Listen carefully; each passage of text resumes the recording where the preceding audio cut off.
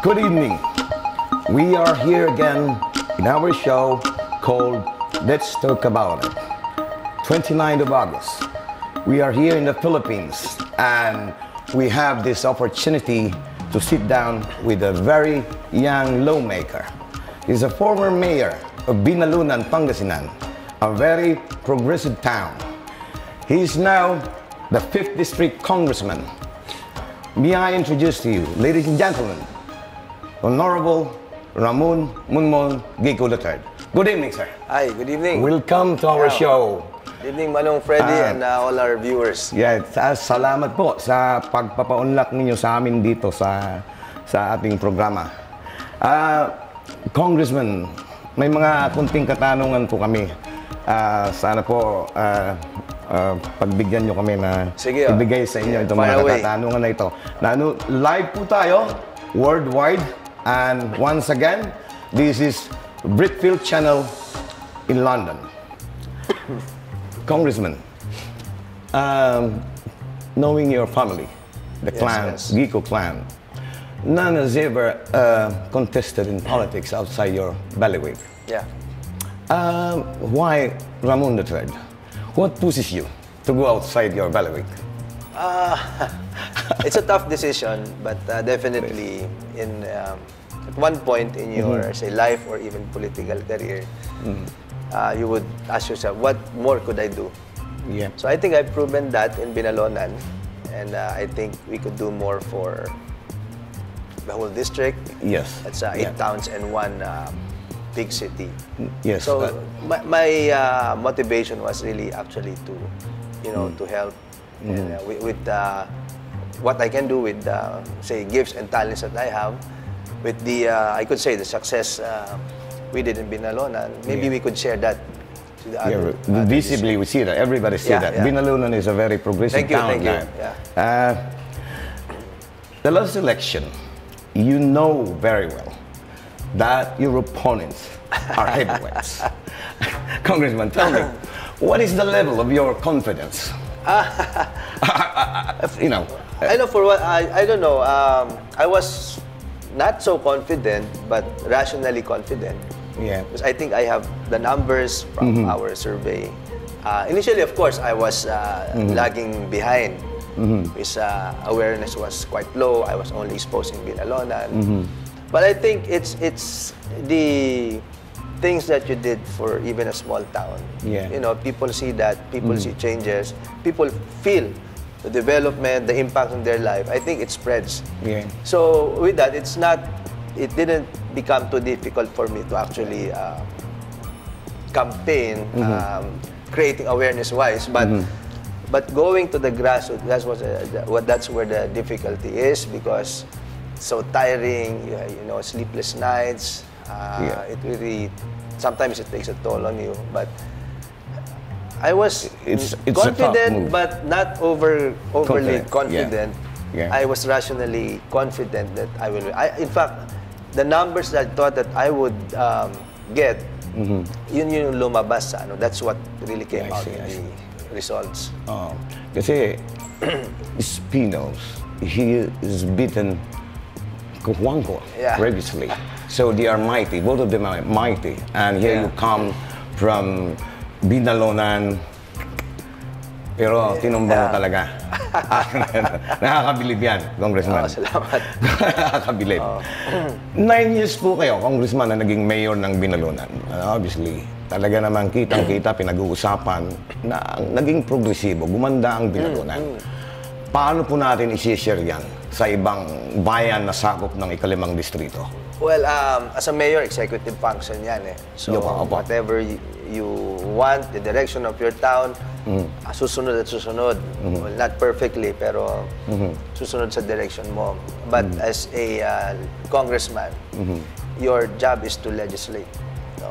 What you can actually provide is probably a guide.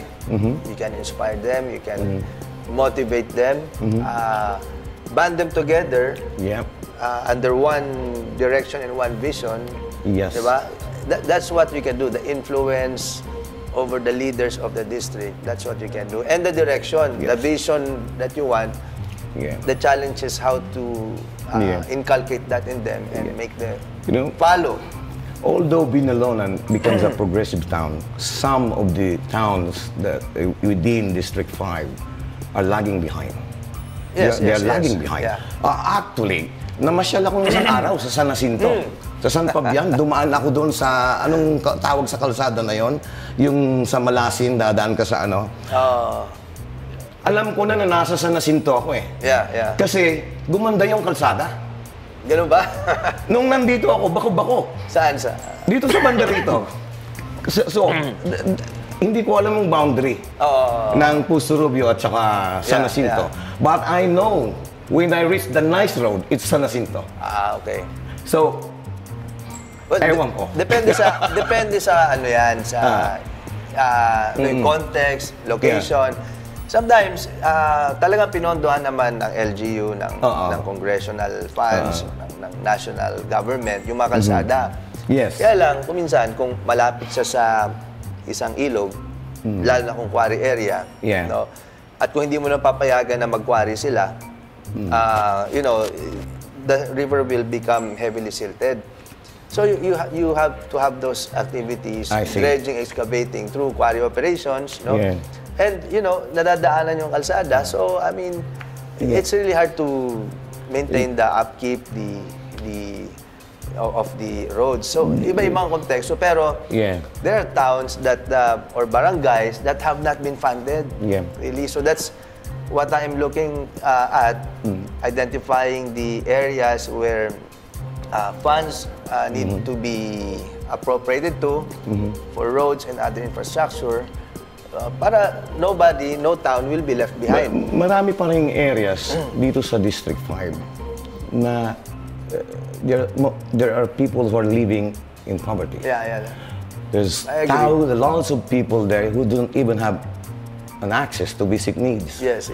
Like, alam mo, araw-araw may sumusulat sa akin sa group ko, Congressman. Nangihingi ng ganito, may sakit si ganon. Paano makakatulong ang isang congressman para ma-flip ang condition naman ng kababayan nating mga ganon? Paano makakatulong isang tulong yung congressman? Siguro, there are funds that the power of the purse lies in the Congress. No? So all the agencies, the budgets will have to be approved, go to the process of approval by the Congress. So it's also a mission for us, lawmakers, to examine on the utilization of funds, see if there are corruptions or transactions which are hanky-panky, that could be actually curbed. So yun yung mga tinitingnan natin because di ba, like yung issue sa PhilHealth ngayon, there are funds. Correct. But they're mishandled because of some, they say, mafia that corners all the funds of the agency. That instead of these funds going to the people, to treat them, to fund their medical needs, napupunta sa bulsa ng mga individuals. So, you have to actually, investigate. You have to make the people aware that such things are happening, and siguro dapat managot yung dapat managot. Tama. But remember, yung mga inquiries namin are always in aid of legislation. No? May mga korte at may mga ibang ahensya na nagbibigay ng mga, nagpapato ng mga penalties. Ang Pangasinan, sa Puso Rubio, Binalonan, we relies on farming. That's the main source of our livelihood. Don't you think that it's time for our province to industrialize? And what can a congressman do? See, look at the pattern of Singapore, South Korea. They used to be South Korea, for example. They used to be a rice field, but most of the rice field they converted it into industrial park. But look at South Korea now. They are one of the richest country. Can we do that in the Philippines, in our country? It's possible. Number one, we have to control the population growth. But even if we are landed, Now we have a lot of arable lands, but if the population keeps on growing, the demand for food will also grow. di Yes. ba? Yeah. So kung exponential yung growth of population, the need will be also exponential. What we should do, that's first, no? Secondly, we should adapt modern farming methodologies and technology. Sometimes you don't need land actually to produce or the yield that you expect on a per square meter or per hectare. But the problem is, I think the younger generation shans farming. They don't want to go to agriculture, but because the notion of farming to them is a traditional pain in the back work, laborious work that they see in their parents. But their technologies actually, Israel is doing that. Like you mentioned, Singapore and other countries, Southeast Asian countries have been using those technology in order to produce more yield at a lower cost to feed more.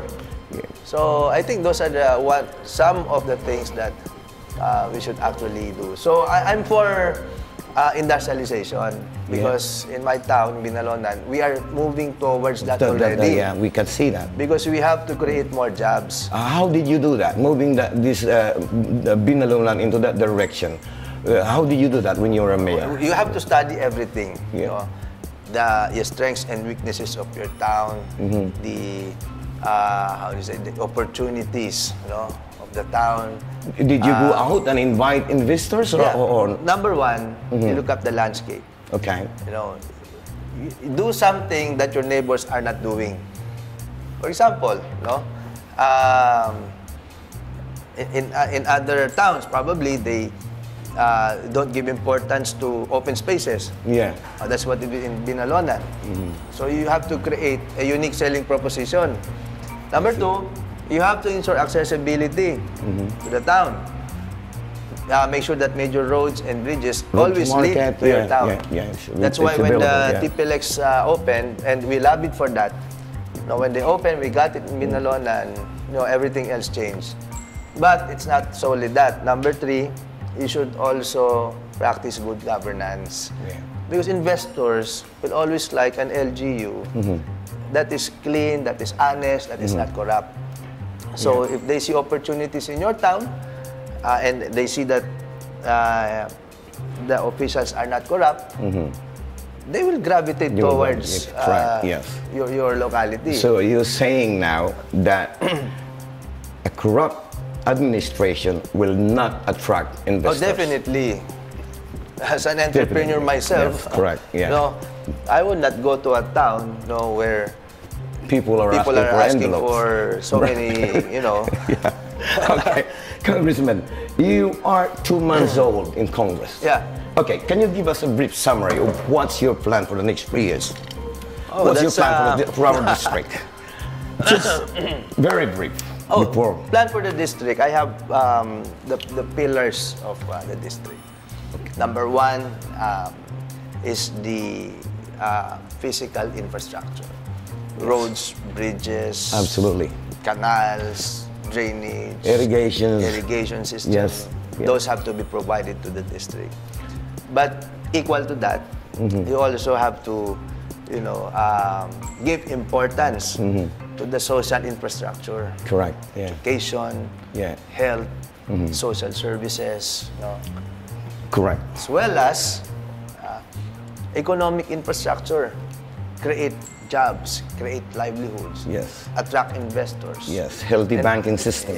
And lastly, is a moral infrastructure. That's correct. From the leadership down to the barangay, to the constituents. We should always, be morally upright. We try to be, not perfectly, but we have to give importance to morality as well. You voted for Cayetano for the speakership. Yes, I did. Why Cayetano, Congressman?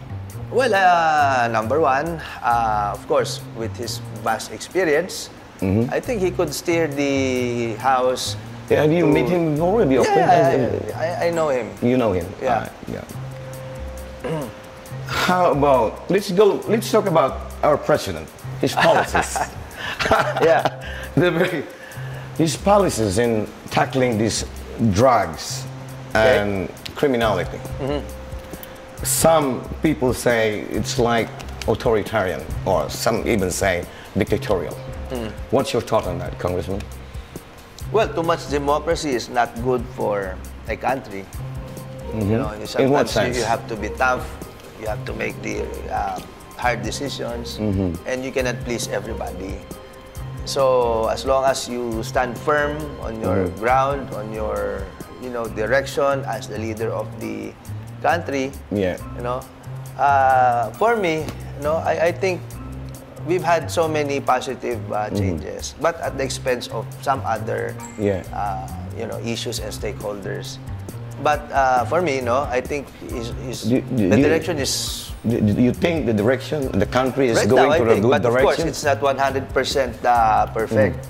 No, he even admitted in his SONA that it's a tough fight against corruption, against drugs. It's really tough. It will go beyond his term. How about the economy? Are we in the right direction, Congressman? I think so. We are in the right direction. Yeah. Although there are some things that I'd also like to have reforms too. Yeah. But it's in the right direction because credit ratings are getting higher, getting better. Yeah. The budget has increased. We are now, I think this year is a 4.1 trillion budget. Up by, I'm not sure, by 300 to 600 billion. Yeah. Okay. And then, of course, focusing on anti-corruption drive, we have saved so much as well. But it's really a large bureaucracy. It's not perfect, but I think slowly we're getting there. Recently, the president has signed into a law the Republic Act 1122.3. You're aware of that, which is, they call it the universal health care. Yeah. You're aware of that, I'm sure. Yeah. Such law will automatically enroll all citizens to an insurance and all complementary programs. But the way I look at it, people are not feeling that. They still don't have an access to the universal health care. What is happening in that? Is it a law already, or? Yeah, it's a law already. I wasn't part of that Congress. Correct. It was passed in the 17th Congress. Correct. But in support of the UHC, expanded universal health care law, there should be a funding support.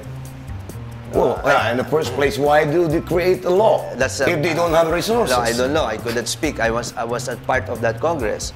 So, but right now, there are reforms already in their tax reforms, the sin tax bill that are being passed. You're supporting that sin tax? Well, actually, the bulk, or if not all of the income generated out of that law should go into healthcare.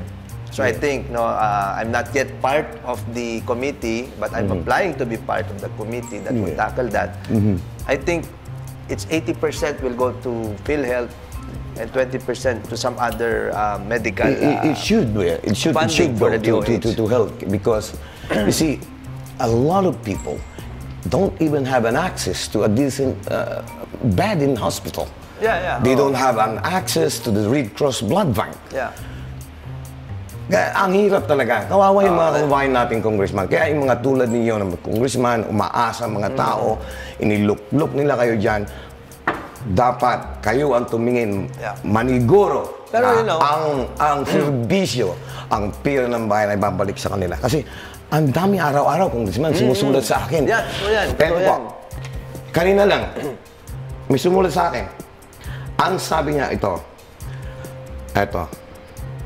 Facebook.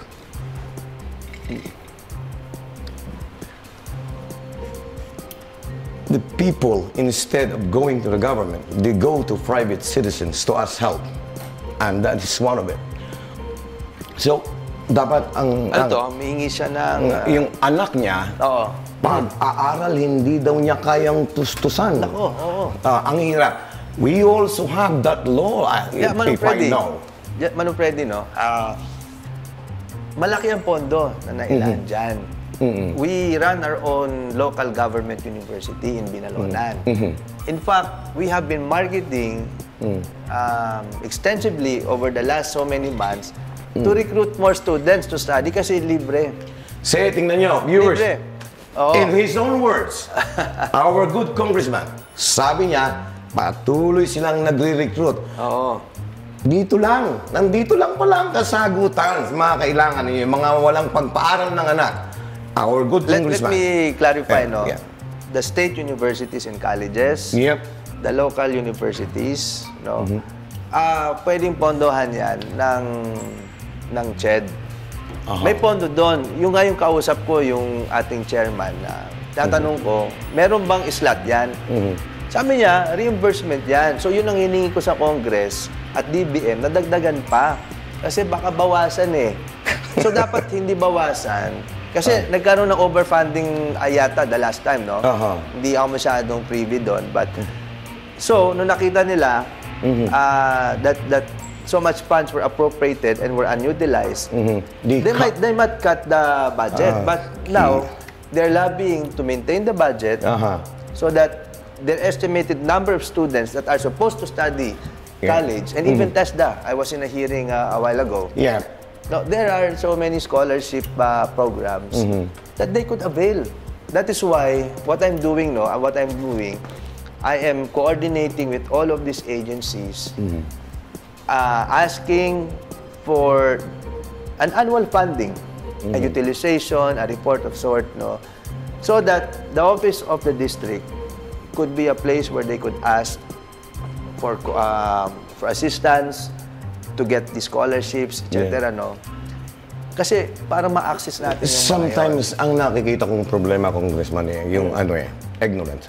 Hindi nila alam kung saan sila pupunta. That is the service that we would like to give. I think that's what we need. It's not gonna come from our pockets. Because the government has those funds available. It's all a matter of us going to the process. Sometimes ang hirap mag-fill up siguro. Pagpunta dito, hindi informed yung ahensya, tuturo na naman dito. So, napapahirapan. Tama. Di ba? Dapat one-stop shop yan na itong kailangan ko o itong available.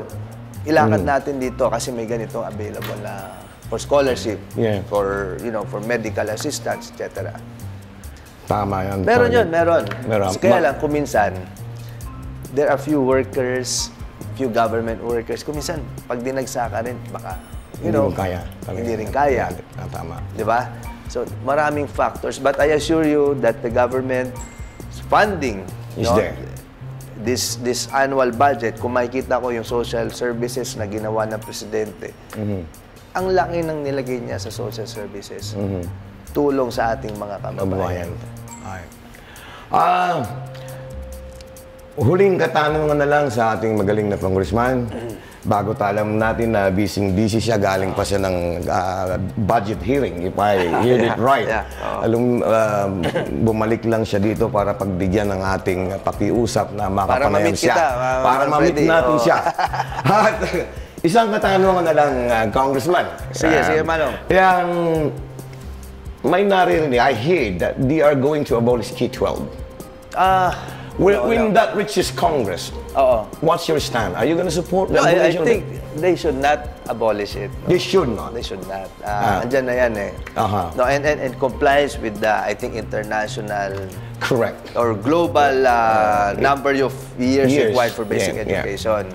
Otherwise, if you remove that, there might be another disparity. Ang hirap. Like you're expat in Great Britain, in UK, kasi ang education nila doon ibang-iba sa atin. So, ang problema, if you go migrate there, to other countries, you have to study another 2 years.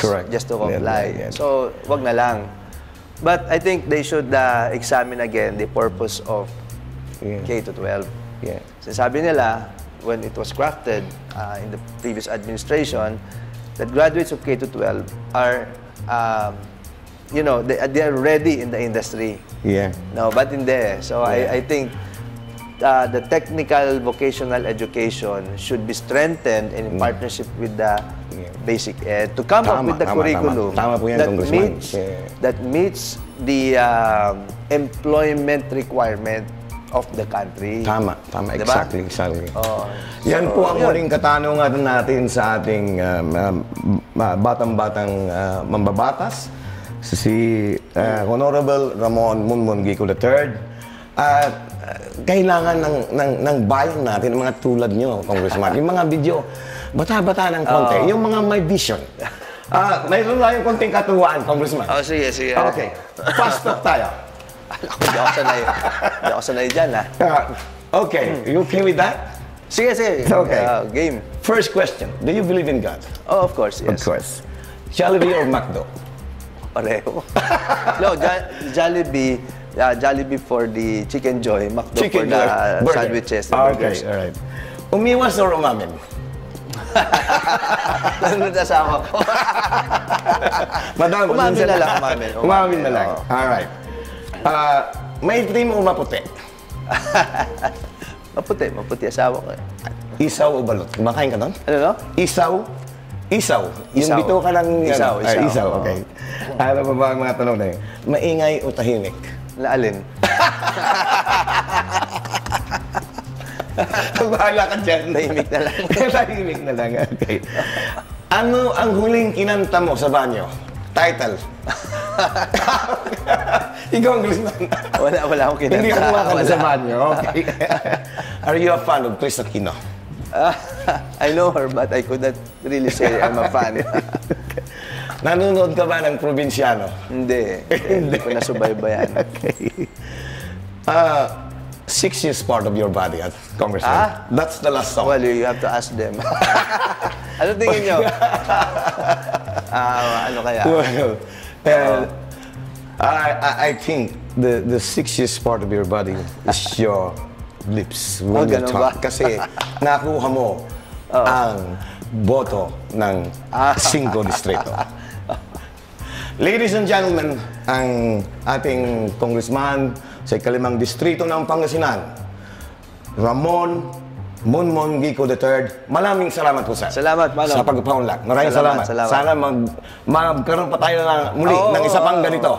I look forward to it. Thank you, sir.